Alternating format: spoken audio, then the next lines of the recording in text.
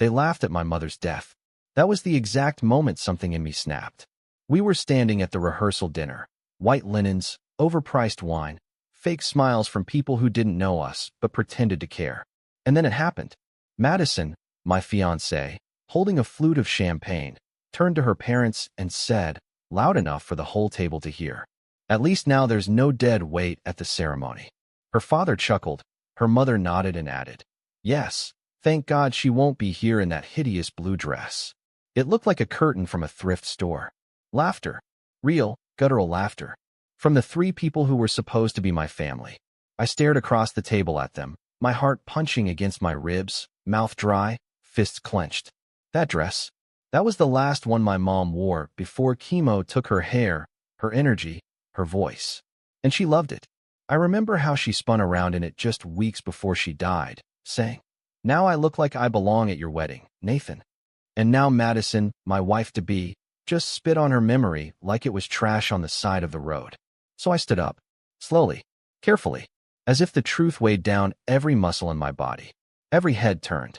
I raised my glass, nodded to the room, and said, "Thank you all for coming. There's just one small change of plans."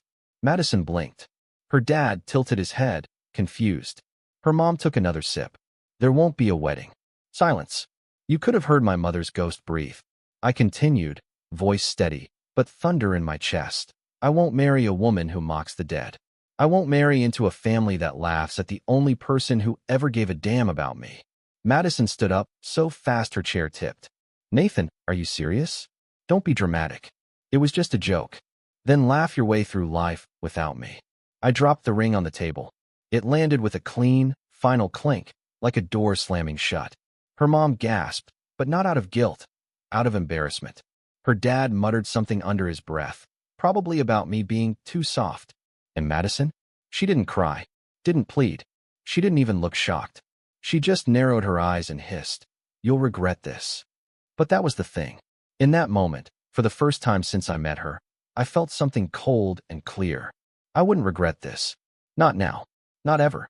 The wedding was off. But the betrayal? That was just the beginning. I walked out of that restaurant into the cold night air, suit jacket open, ring box still warm in my pocket. I didn't look back. I didn't need to. I could already feel their eyes on me, her friends whispering, her mother fuming, her father clenching his jaw, and Madison, probably already plotting her next move. But it wasn't over. Not by a long shot. See, I wanted to believe that was the end. That all I had to do was say no and walk away. That I could leave the wreckage behind and start clean. But when you cut ties with someone like Madison, you learn fast. She doesn't let go. Not without a war. The next morning, my phone lit up like a grenade. Missed calls, voicemails, texts, some apologetic, some venomous. One from her mom calling me a disgrace to manhood. Another from her dad saying I owed them for the rehearsal dinner bill. And Madison? She didn't say much, just one message. "You think you've embarrassed me? I'll show you what real humiliation feels like." At first, I laughed. Let her bark. But then things started happening. She posted pictures of us, private ones, from our vacations, from nights alone. Captioned them with subtle digs. When loyalty seemed real. When lies wore tuxedos. The kind of cryptic trash that gets thousands of likes and burns through a man's image like gasoline on dry grass. She knew what she was doing. She was feeding the crowd. A week passed. I stayed quiet. Let the fire burn. Until I got a call from my best friend, Tyler. "Bro, you need to sit down," he said. I could hear the shake in his voice. "There's a video." I opened the link. There she was. Madison. Drunk, loud, and not even trying to hide her smug face. Some friend of hers must have filmed it at a party 2 nights after the canceled wedding. The music was loud, but her voice cut through like a blade. "I didn't even love him, you know," she said, slurring. "He was just safe. I mean, I had someone else for fun. He was just the stable option." Someone off camera asked, "You mean Kyle?" She laughed. "Who else? That man actually knows how to handle a woman." Kyle. My coworker. My friend. The guy who stood next to me at the rehearsal dinner, toasting my future happiness. It felt like a truck hit me straight in the chest. Not just betrayal. Humiliation. Layers of it. Public. Personal. Surgical. I couldn't breathe. She had been seeing him while planning a life with me. Smiling in my face while he was behind my back. I remembered the way she'd shut her phone off in the evenings, the sudden gym nights, the late returns from bridesmaid meetings. It all clicked at once. Every brush off, every cold shoulder, every excuse. It wasn't just a bad joke at a dinner. It was rot, deep, long before I even knew it existed. That night, I didn't sleep. I just sat in the dark, listening to the video on repeat, burning it into my brain like a scar. By morning, I wasn't angry. I was done. And when I'm done, I don't yell. I don't threaten. I plan. And I make sure they feel it. Because some people don't learn from kindness. They only understand silence, followed by a reckoning. I didn't call her. I didn't text her. I didn't even respond to the swarm of messages that flooded in after the video started making its rounds. People I hadn't spoken to in years were reaching out, some offering sympathy, others pretending to check in just to fish for drama. I ignored them all. I wasn't interested in talking. I was interested in precision. First thing I did was talk to HR. Kyle worked with me. That meant he signed the same company code of conduct I did. Sleeping with a colleague's fiancée, especially when he was in a supervisory role on her event contract, was a violation. So I pulled up emails, shared calendars, screenshots. I didn't even need to dig. The arrogance made it easy. He'd booked company flights to cities where she'd vacationed, scheduled meetings that never existed. I compiled a file so thick it made my laptop groan. I walked it straight into HR and said only one thing. He's your problem now. By noon, Kyle was suspended. By Friday, he was gone. Madison didn't reach out, not directly, but her friends did. Passive-aggressive texts like, "You didn't have to ruin his life, and this could have all been private, Nate. What happened to taking the high road?" Funny how they all wanted things to be private now, after they broadcasted my life like a reality show. I stayed quiet, but I wasn't finished. There was still one thing left, the apartment. See, Madison moved in with me when we got engaged. The lease, the furniture, the bills, they were all under my name. Her name was never on a single paper. And after I walked out of that rehearsal dinner, she never left. She was living in my home like she still owned me. So I visited my lawyer. We drafted a formal eviction notice, clean, airtight, enforceable. I mailed it. No warning. No discussion. 3 days later, I watched on my security cam as she got the letter, screamed at the door, and threw a flower vase against the hallway wall. It shattered. She didn't know I'd already filed a damage claim. She had 10 days to leave. And just like that, the silence broke. She called. "Nathan," she said, her voice trembling. "This is insane. We can talk. We need to talk." I let her speak for a while. Let her voice trip over itself with fake softness and crocodile tears. Then I said just one thing. "You mocked my dead mother. You cheated. You lied. You played me. And now, you're out. I'm not your safety net. I'm the end of your game." She went quiet. Then came the venom. "You think this is over? I'll tell everyone how unstable you are. You'll lose every ounce of respect you think you've earned." I smiled. "Good," I said. "Because respect from people like you is poison." Click. That night, I changed all the locks. The next morning, she was gone. But I wasn't free yet. Because when someone like Madison gets desperate, that's when the real war begins. 2 weeks passed. Peaceful at first. Almost suspiciously quiet. The kind of silence that makes your instincts twitch. Then the letters started arriving. Anonymous return addresses. Notes slipped under my door. Printed screenshots. Out-of-context messages between me and female colleagues. Edited just enough to look questionable. One even claimed I'd emotionally manipulated Madison throughout our engagement. She was trying to destroy my reputation, professionally, socially, personally, painting herself as the victim to anyone who would listen. I knew her tactics. Tears in public, fire behind closed doors. The kind of woman who could convince the world she was the one bleeding, even as she held the knife. But I wasn't the same man she left in that restaurant. I had leverage. A few months before the wedding disaster, I helped her land a freelance design gig, contracted through one of my friend's startups. That contract had NDA clauses, and she'd broken them the second she started sharing client mock-ups on social media, bragging about her portfolio. So I made one call, sent one email. 10 minutes later, her contract was pulled, and her post was flagged for legal review. Suddenly, the sob stories online disappeared. So did the fake messages. All deleted. But she didn't stop. She showed up at my building. I was coming back from a morning run, sweaty and exhausted, and there she was, perched on the steps like nothing ever happened. She wore a soft sweater like she thought it made her look innocent. Her eyes were red. I didn't buy it. You blocked my number, she said quietly. Correct. Nate, please. I'm sorry. About your mom. About Kyle. I wasn't thinking clearly. I was stressed. No, I cut her off. You were thinking clearly. That's the problem. Her eyes narrowed, the softness dropping like a mask. Fine, she snapped. You want to pretend like none of this happened? Go ahead. But everyone's going to know what kind of man you really are. I stepped closer, calm, cold. What kind of man am I, Madison? She hesitated.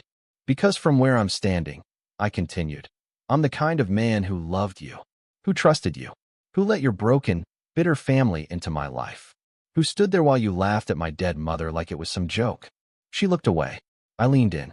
And now, I'm the kind of man who's going to erase every trace of you from his life and never look back. I walked past her. She didn't follow. That night, I packed the last of her things. Left the boxes in the building's common area with her name scribbled in black Sharpie. The doorman said she picked them up in silence, eyes hidden behind sunglasses. I thought that might finally be the end. But then Tyler called again. Dude, you need to see this. He sent me a picture. Madison, with Kyle, hand in hand, smiling in front of a courthouse. The caption? Sometimes, love wins the second time around. They were engaged. Not even 2 months after our ruined wedding. I didn't feel rage. Not anymore. Not shock, either. I felt relief. Because now the world could see what I'd been trapped with. And she had no idea.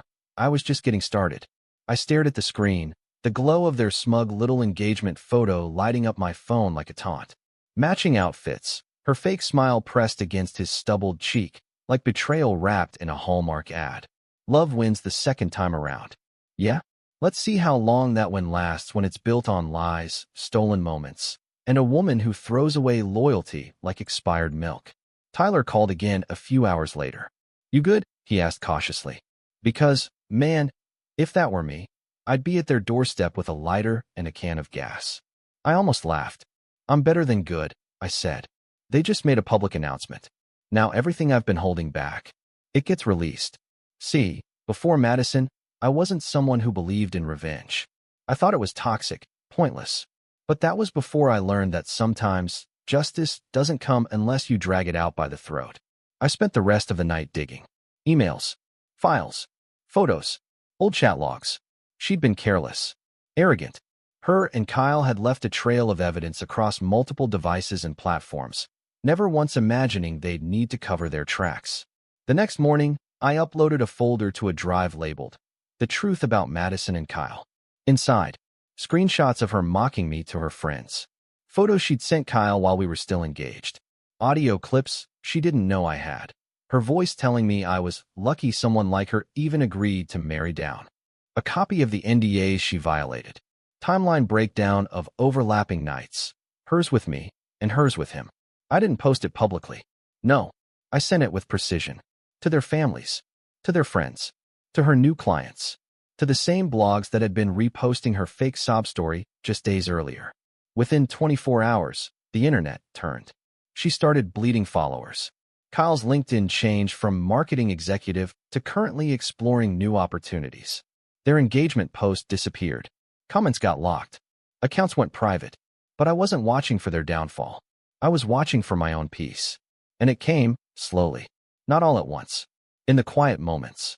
The mornings where I woke up without a knot in my chest. The nights I cooked for myself and felt no tension at the table. The afternoons where I laughed again, genuinely. Not because I had to, but because the weight was finally gone. It hit me hardest one Sunday. I was walking through the park, coffee in hand, when I saw a mother and her son sitting on a bench. He was fixing her scarf. She was laughing. It was simple, pure, and it reminded me of my mom. Madison mocked her, tried to erase her, but she failed. Because the best parts of my mom, her kindness, her strength, her instinct for truth over comfort, they lived in me. And Madison? She just reminded me how important those things are. Sometimes, rock bottom doesn't look like heartbreak. It looks like a dinner table, a fake laugh, and the moment you realize the people around you are celebrating your pain. And sometimes, the way out is to stop being polite and start being honest. Brutally honest. Even if it burns everything on the way out. A month passed. No messages. No updates. No signs of Madison. Then I got a letter. Not an email. A literal handwritten letter in a cheap, floral envelope, like it was some kind of apology card from a dollar store. No return address, but I recognized her handwriting immediately. It used to look charming. Now it just looked fake. I didn't open it right away. I left it on the counter for a few hours. Drank a cup of coffee. Took a walk. Watched the sunset. But something in me itched to see what lie she was selling now. So I finally sat down, slit the envelope open with a kitchen knife, and unfolded the paper. It was 4 pages. Dense, emotional, manipulative. She wrote about how things got out of hand. How Kyle pressured her. How she never stopped loving me, even when she made mistakes. She mentioned my mother. Again, this time calling her a force of calm that she missed too. That part made me laugh out loud. She mocked my mother in front of 50 people. Said she was dead weight the night before our wedding. There are some lines you don't come back from. That was one of them. I read the last paragraph twice. It said, "If there's any part of you that believes in second chances, I'll be waiting. Even just for coffee. Please." No signature. No phone number. Just M. I folded it up, tore it in half, and dropped it into the garbage without another thought. And I wish that had been the end. But 2 days later, I ran into her. Grocery store. I was standing in the cereal aisle, debating between 2 boxes, and suddenly, there she was. Standing like a ghost with a basket of almond milk and frozen fruit. No Kyle. Just her. She smiled like nothing happened. "Hey, stranger." I didn't respond. She stepped closer. "You look good," she said, eyeing me up and down. "Have you been working out again?" Still nothing from me. Then her tone dropped. "You didn't answer my letter." I turned and looked her right in the eye. "I did. I just used a trash can instead of a stamp." She flinched, but she recovered quickly. "You're still bitter." "No," I said calmly. "I'm finally clean." She crossed her arms. "So that's it. No forgiveness. After everything." I tilted my head. "You made your choices. You laughed at my grief. You lied. You cheated. And when it all came out, you played the victim. You're not sorry, Madison. You're just alone." Her face cracked, just for a second. Then came the mask again. "Whatever. You'll miss me." I smiled. "I already forgot you." And I walked away. I didn't turn back this time. Not because I wanted her to feel rejected, though I'm sure she did, but because, for the first time since this nightmare began, I felt light. Free. And freedom tastes a hell of a lot better than anything she ever offered. A week after that grocery store encounter, I got a knock on my door just after midnight. 3 short raps. Sharp. Impatient. I was already awake, reading. I live alone now. No one comes by unannounced, especially not that late. So I grabbed the bat I kept behind the couch and looked through the peephole. Kyle. Standing there, drunk, swaying, eyes bloodshot, hair a mess. He looked like a man unraveling thread by thread. I didn't open the door. He knocked again. Harder this time. "Nathan," he slurred. "I just want to talk, man." "Talk." I let him knock. For 2 full minutes. Then I cracked the door open an inch and said, "You have 5 seconds to walk away." He didn't. "You ruined my life," he said, voice thick with booze. "You think you're some hero? You think you're better than me?" I stepped out, door still half open behind me. "No, Kyle. I don't think I'm better than you. I know I am." He lunged. Or tried to. His body was too drunk to obey his rage. He stumbled forward, almost fell into me. I shoved him back. Easy. And he collapsed against the wall, wheezing. "I loved her," he muttered from the floor. "She told me she didn't even want to marry you. And yet, she planned a wedding," I said. "Accepted my ring. Lived in my house. Used my money. Lied with her mouth and her body." He groaned, head in his hands. "She left me." I blinked. "Excuse me." He looked up. 3 days ago. Said I was just a rebound. Said she missed how you made her feel. She's gone." I stared at him. Of course she did. Madison never loved anyone. She loved power, security, comfort. She drained people like batteries and tossed them when they stopped lighting up her world. Kyle was just next in line. And now he was sitting outside my door, broken, because he thought he was different. I leaned down to his level and whispered, "She will never love anyone more than she loves herself. Get up, go home, and start fixing what's left of you." Then I went inside, closed the door, and locked it. That night, I didn't feel anger or pity. I felt distance, as if the entire mess that once consumed my life was now playing out on a stage far, far away. Madison tried to crawl back. Kyle collapsed on my doorstep. Their world was caving in, and I wasn't even in the building anymore. I made tea, sat on the balcony, let the cold air fill my lungs, and smiled. Not because they were suffering, but because I wasn't. It's been 6 months now. Funny how much life can change once you stop clinging to the wreckage. I moved. New apartment, new neighborhood, new rhythm. No more whispers, no lingering stares. I built a space that was mine. No fake smiles framed on the wall. No perfume laced into the sheets. No memory hanging around like a curse. Just silence. Peaceful. Earned.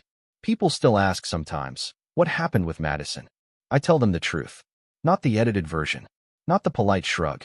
I tell them she mocked my dead mother in front of a crowd, cheated behind my back with someone I trusted, then tried to crawl back when the tower she built out of lies finally collapsed.